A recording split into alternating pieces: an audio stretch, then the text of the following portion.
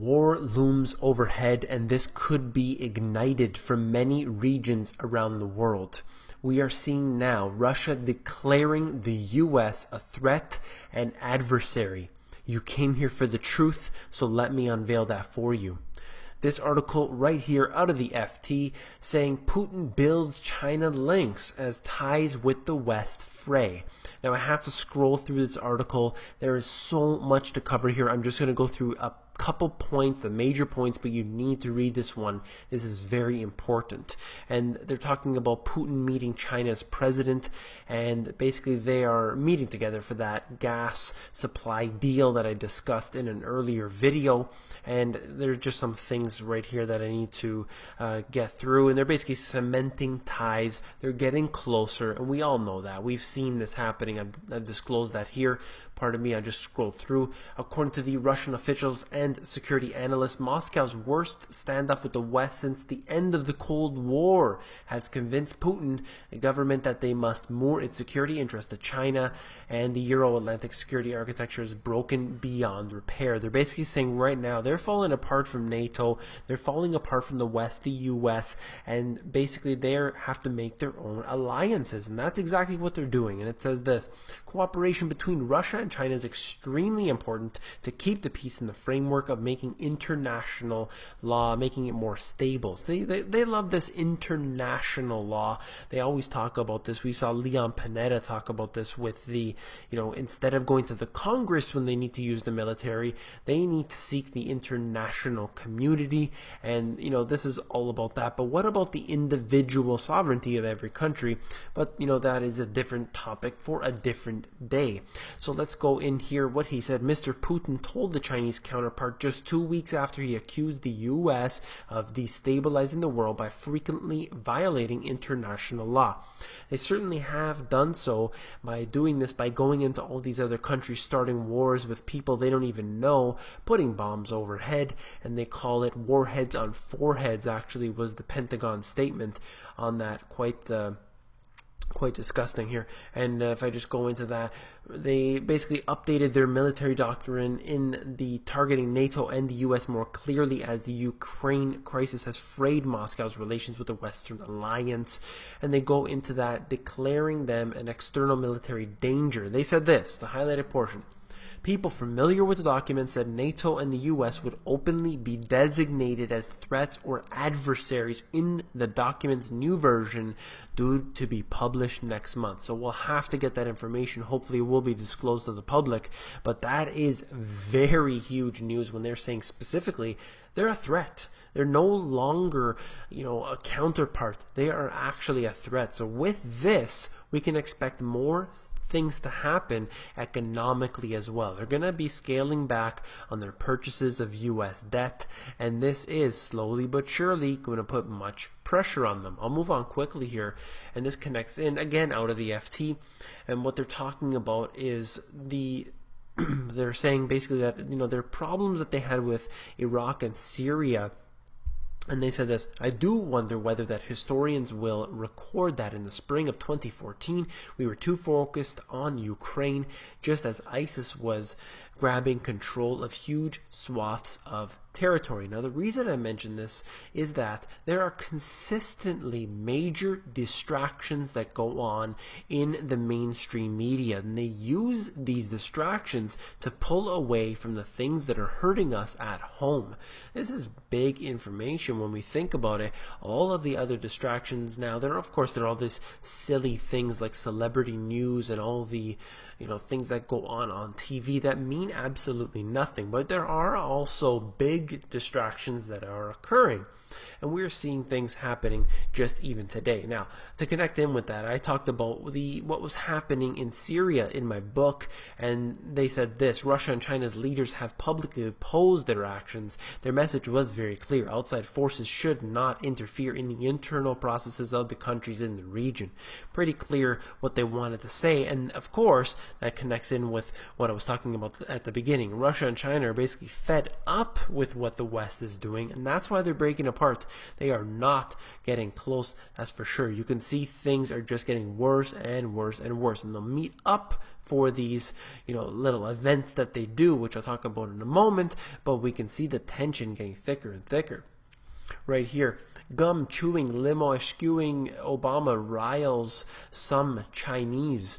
The economic summit that was occurring in Beijing, billed as the biggest international event in the Chinese capital since the 2008 Summer Olympic Games.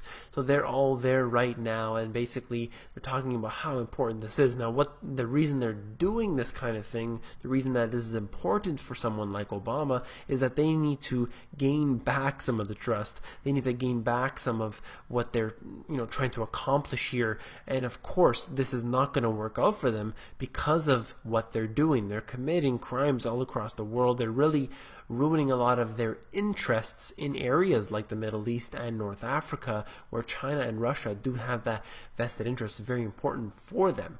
So if I go on, this connects in with that, and this is out of CNN. Hackers recently broke into a U.S. Postal Service computer system and stole personal data, including social security numbers, for 750,000 employees and retirees. Very big news that's going on. Now, why is this actually connected? Well, let's go into this next article saying this. The Washington Post reported that the Chinese government hackers are suspected of being behind the breach.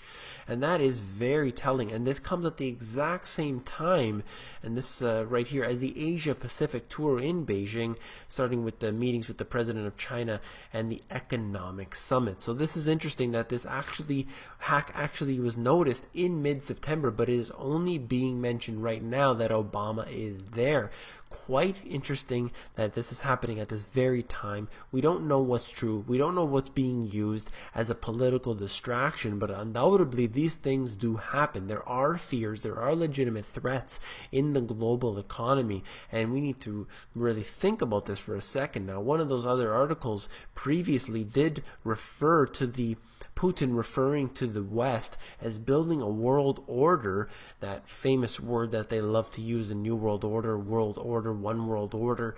They like to use this, and basically what he was saying was they're really using it in a bad way. We need to collect together and create our own New World Order. But of course, these countries, the BRIC nations, are forming their own, and we can see these factions being formed, and undoubtedly it's bringing fear. Now, that fear is generating a lot of people's individuals that they need to protect themselves. So what are the legitimate threats that are happening right now? We can tell this one for sure. This is not fear-mongering. This is not anything like this. Fukushima radiation identified off northern California. Now, we know this right here is happening. We've seen this before. We've seen the independent studies that have gone on. And this right here is a documented fact that what was happening in Fukushima has spread its way to the regions. Now, it's not just California. It's all the way up the coast and down the coast as well. We've seen this happen, and it is a real threat to the public. We saw this happening, and you know what? The fact remains is that they're not doing anything about it. It is still happening today as we witness the radioactive water leaking in to the ocean, and it's just being allowed to disperse. And they're doing this simply because they said it is a very minuscule amount. It can't hurt you. And we saw the same thing happen. I know I talked about this a lot. The same thing in Ontario, where the nuclear power plant leaked radioactive water on 2 separate occasions into the drinking water supply for so many people, and they just said, look, it's a minuscule amount. Don't worry about it. How many times do we have toxic waste pouring into the lakes and the streams and everything in local regions, and then they say, nothing to worry about, nothing to see here. This is the kind of thing that we're facing every single day, and people are getting sick. People are getting really poisoned with things that are absolutely unnatural, and of course they were not doing anything to protect us. So people are getting serious about preparation, and this is just one article showing you that. This is right here. For sale, renovated luxury condo can survive a nuclear attack, out of the Wall Street Journal. And this is just one example. Of course, there are many things being done, but take a look at this. Affluent buyers worried about doomsday are snapping up the well-appointed bunkers built in a former missile silo. If you go down the article yourself, you'll see how it is. It's actually quite amazing for those looking for some luxury in their doomsday preparation. But it's not even really doomsday. You can think of this as an investment in a way, because people are looking to put their money into different regions, farmland and gold and real estate and everything. This could be seen as another way to preserve wealth. And of course, I would have to say that beyond this, beyond the food storage, beyond the water filters that I talk about all the time, beyond the gardens and growing sprouts and keeping seeds and everything that you can do, the absolute most important thing beyond all of that, which is extremely important, is knowledge. Getting the knowledge that you need right now to be prepared. You need to know everything. You need to keep your finger on the pulse of what's happening in the economy. We need to learn as much as we can. Everything is, really being shielded from us and sheltered, but we need to gain as much of the knowledge as we can. That's what I try to do here on this channel. I hope that you appreciate that, and I do get a lot of your comments suggesting that you do appreciate that, and so I feel that is a very good thing. I'm sharing what I learned here. I hope that you share what you learn, and comment if there's something that I miss, if there's something that you want to let me know or let other subscribers here know. The nearly 9,000 now. I mean, this is very good news for the prospect of liberty. People are waking up, and we need to share that information with like-minded people. If you found this informative, please give me a thumbs up, and don't forget to become an insider. The Insiders is where I give out all my best intel for free, and that is available at themoneygps.com. You scroll down to the bottom, fill in your email address, and you get occasional emails from me with good, short, concise info.